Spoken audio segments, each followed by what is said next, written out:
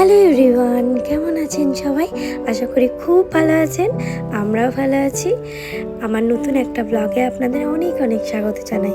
আপনারা অনেকেই জানেন আমার জন্মদিনের ঠিক পরের দিনেই বিশ্বজিতের জন্মদিন ছিল। তো সেটা আপনারা ফেসবুকে ছবি থ্রুতে বুঝেই গেছেন। তো তাই ভাবলাম একটা ছোট করে ব্লগ আপনাদের সাথে শেয়ার করি কিভাবে ওর জন্মদিনটা আমি সেলিব্রেট করেছিলাম। তো আমি আর ভাই মিলে ঘরের ভেতরটা ডেকোরেশন করতে শুরু করে দিয়েছিলাম। তো একটার পর একটা লাগাচ্ছি আর খুলে যাচ্ছিল। তো এদিকে হ্যাপি বার্থডে এগুলো লাগানো হয়ে গেছে। এরপরে ছিল বেলুনের পালা।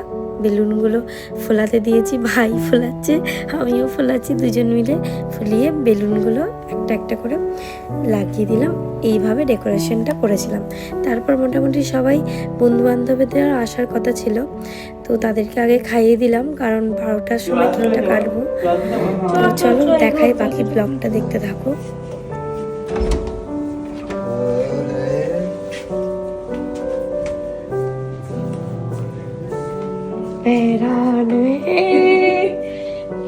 ভুলে পড়ে গেছে তো এই ফেস সব, এই ফেস সব বলে ফুপু, পোপো বলে ফুপু। বাবরে নে কি অ্যাডজাস্ট হয়ে গেছে। ওগুলা চলল নাকি? হ্যাঁ ওরা কোলে আইতি, কোলে আমার কোলে এসো। হ্যাঁ উনিশ করে চলে গেল। কোলে আইতে দেখো রিং পারে ই কি চলে চলে কাটো। এই লাইটার আছে, দাও তো। ডিসলাইট এইটা ডিসলাইট বস এখানে রোজিকে পাশে বসা না। দেখ ভাই ধর তো ভিডিওটা করতো। সবথেকে বেশি রোজি এক্সাইটেড আছে। আচ্ছা ধরে আছে।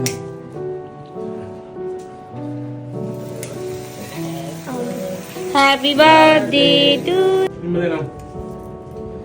হ্যালো, হ্যাঁ থ্যাংক ইউ দাদা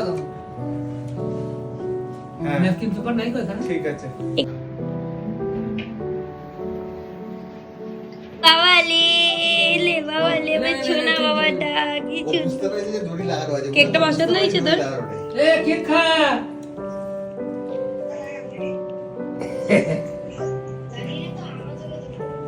তাহলে জন্মদিনের আয়োজন আপনাদের কেমন লাগলো একটু জানান তো কমেন্ট করে।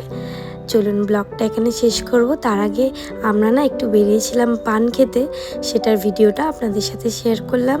ব্লগটা শেষ করলাম। ভালো থাকবেন, সুস্থ থাকবেন, সাবধানে থাকবেন। আবার দেখা হচ্ছে পরের ব্লগে। টাটা।